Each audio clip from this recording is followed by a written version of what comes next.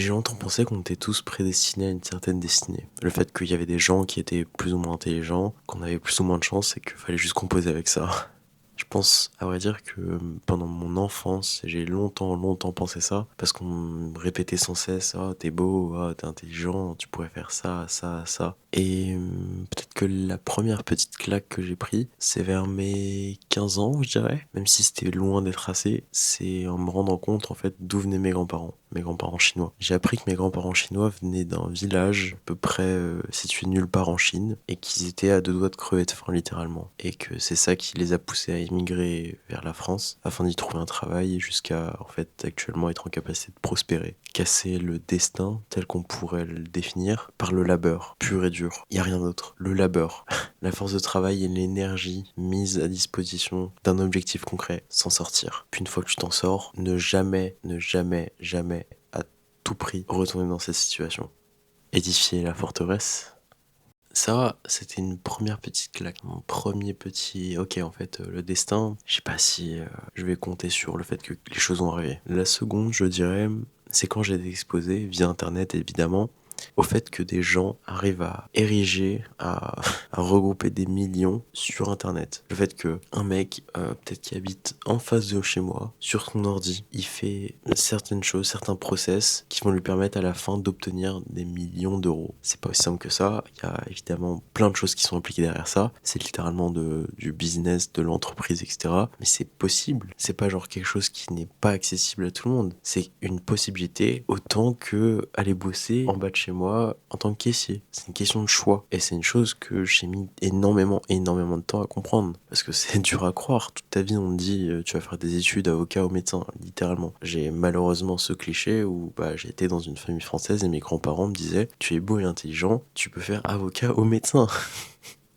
Et donc j'aimerais revenir à ce point où je commence à découvrir en fait les opportunités qui peuvent se présenter à peu près pour tout le monde entre guillemets. Et c'est là que je tombe facilement dans cette boucle de trop consommer et pas être en capacité de suffisamment faire pour au moins valider nos propres intuitions. Je suis trop dans l'hypothèse et ce qui paraît bien plus que ce qui correspond réellement à moi. Et c'est là qu'il y a un conflit énorme d'intérêt entre ma destinée et ce que je la choisis. Est-ce que je la construis sur base de ce que je suis au fond de moi depuis quand? Depuis que je suis petit? Est-ce que je peux devenir n'importe qui à partir de maintenant? Et c'est là qu'il y a beaucoup de questions qui se posent. Si je réfléchis trop, je me noie dedans.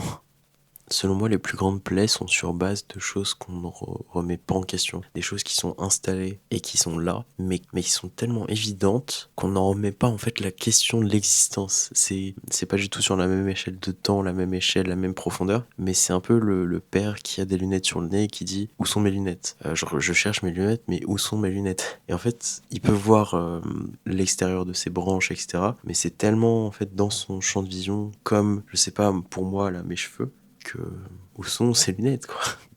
Et pour prendre des décisions, pour se rendre compte de ce qui est vrai ou non à un instant T, dans notre cas, et bah selon moi, ça demande de l'introspection, de l'essai-erreur et de confronter en fait les choses littéralement à la réalité. Arrêter d'être dans le monde des idées. Peut-être que mon point de vue est trop lié à ma personnalité, mais je vais quand même continuer. Je conseille d'arrêter d'être dans le monde des idées et de se complaire dans les idées, de se dire ok, j'ai l'impression que je suis ça, je me projette et ça me crée ce genre de sentiment. J'ai l'impression que voilà, il faut une part d'introspection évidemment. J'invite les gens qui ne le font pas suffisamment à le faire. Mais dans mon cas, c'est quelque chose que j'ai bien trop fait. Et c'est donc la confrontation réelle qui permet de vraiment déterminer ce qui est vrai ou non. Encore une fois, je fais un abus de langage pour dire que le vrai, c'est ce qui valide notre hypothèse, ce qui va en fait nous permettre de trouver les réponses à nos questions. Ça peut être des émotions, ça peut être, moi je dirais plutôt la répétition de certaines émotions plutôt que des émotions ponctuelles. Et ces émotions même sont à prendre dans leur contexte. Quel contexte a poussé les émotions?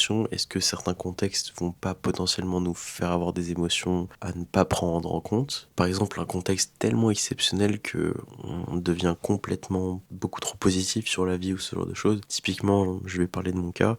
J'ai eu des vacances où tout m'a été donné de manière extrêmement démesurée. Et donc, quand t'es dans cette situation-là, tu peux beaucoup trop facilement te dire la vie, elle est facile.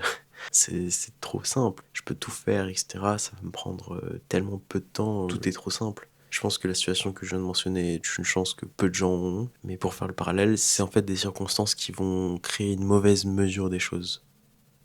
Je vais revenir vers le sujet de base, choisir sa destinée. Et c'est en fait, en réalité, c'est un grand lien avec l'identité, la destinée. Là où on se dirige, c'est en réalité la personne qu'on est en train de devenir. C'est la même question. Où est-ce que je veux aller? C'est qui est-ce que je suis en train de devenir? Pourquoi? Parce que là où on va, les objectifs qu'on obtient, c'est grâce à la personne qu'on est en train de devenir. Qui je suis maintenant n'est pas la personne qui va réussir à obtenir les buts que j'ai, à moins que mes buts soient exactement les mêmes que j'ai aujourd'hui. Ma situation actuelle, c'est que j'ai certains objectifs que j'ai pas accomplis, et c'est pas moi maintenant, c'est pas littéralement moi aujourd'hui, avec mes compétences, avec ma vision du monde, qui me permet d'obtenir ce que je veux dans un an, disons. Donc c'est le moi de dans un an qui obtiendra ce résultat, à condition que j'ai fait le nécessaire. Et donc c'est là que, bon, ça va peut-être faire des nœuds dans le cerveau, mais c'est à partir de maintenant, dans le présent, qu'on décide de changer pour le futur. Et donc ça veut dire, si on se tient à nos actions et qu'on est aligné et qu'on est en capacité de faire preuve de résilience, de pouvoir modifier les choses, faire des rectifications, des corrections, etc.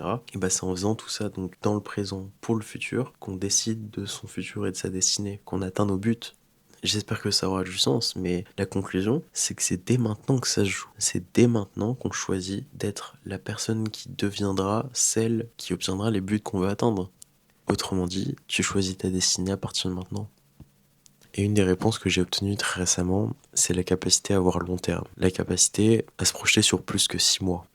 Parce qu'en fait, ce qui se passe quand tu te projettes sur pas plus que 6 mois, c'est que tu accordes une extrême importance à ces 6 mois. Tu te dis que toute ta vie va se décider en fait sur ces 6 mois. Je vais essayer de présenter une image. Donc imaginons que le présent ce soit ici et que on va avoir nos 6 mois ici. Donc quand on va diriger nos actions, on va diriger nos actions vers là. On va se dire le but c'est d'atteindre ce point-là. Sauf que on peut se retrouver facilement à dévier vers là et après bon, on fait en sorte de converger vers les 6 mois. Mais en fait, il y a de grandes chances qu'on se retrouve plutôt là à la fin, plutôt que cet objectif-là, ou des 6 mois. Tandis que si on est toujours à cet instant présent-là, mais qu'on vise ici, dans 5 ans, un objectif ici, là, en réalité, nos 6 mois, je rappelle que le présent est ici, les 6 mois, c'est à peu près là. Et donc si je me retrouve à baser mes actions et mes choix pour arriver là-bas, bah, je vais viser vers là. Et si je rate, je vais viser vers là. Et après, je pourrais rectifier au pire. Mais au bout du chemin, je vise vers là. Et je vais pas perdre le cap. Si je pense que en 6 mois, 6 mois, 6 mois, 6 mois, il va se passer que je vais faire ça, je dévie un peu, ensuite je refais vers là, après je sais pas, je pars vers là, ensuite je repars vers là, ensuite je repars vers là, etc.,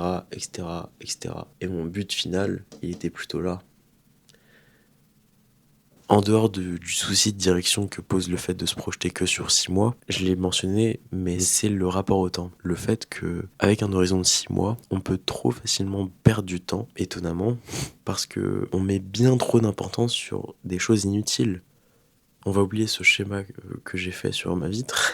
Si je me dis, mon but, c'est de faire, disons, 100 vidéos en 5 ans. C'est relativement mesuré, c'est pas tant que ça, mais chaque vidéo devra être très bien. Je sais que je vais avoir du coup 20 vidéos par année, ce qui fait à peu près 2 vidéos par mois. J'espère que mon calcul était bon, j'ai pas envie de me vérifier. Sur ces 2 vidéos par mois, bah je vais pas me prendre trop la tête. Enfin, si bien sûr, un mois entier pour faire 2 vidéos, c'est énorme. Il y a moyen de faire de grandes choses avec ces échéances de temps-là. Mais si je voyais ça sur 6 mois, si je me disais sur 6 mois, ok, je veux faire 2 vidéos par mois et je vais obtenir X résultats. Déjà d'une part, les résultats, je vais viser beaucoup trop grand peut-être, ou pas assez, quoique, je sais pas. Mais ce qui va se passer, c'est que je vais en fait restreindre ma pensée à, ok, mon but c'est d'obtenir le plus de résultats possible sur 6 fois 2 vidéos par mois, parce que c'est juste 6 mois. Et donc je vais voir mes résultats, je vais voir aussi les enjeux comme à la fin des 6 mois, je vais devoir obtenir X résultats ou c'est la fin de l'échéance. Après ça, je sais pas ce que je fais et je suis perdu genre. Donc faut tout all-in. Mon but c'est uniquement d'obtenir un grand résultat pour les 6 mois.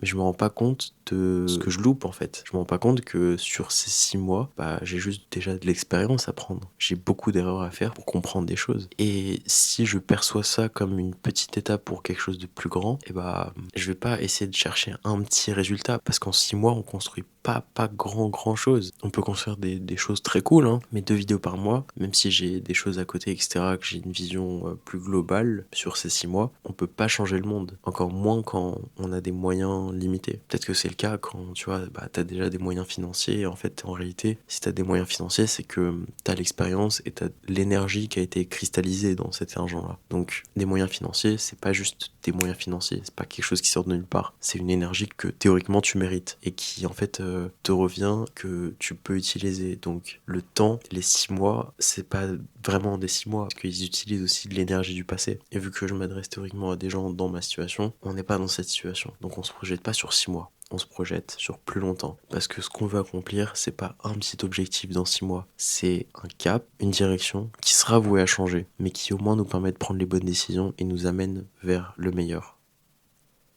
J'espère que ça t'a plu. Je te souhaite une bonne journée et salut.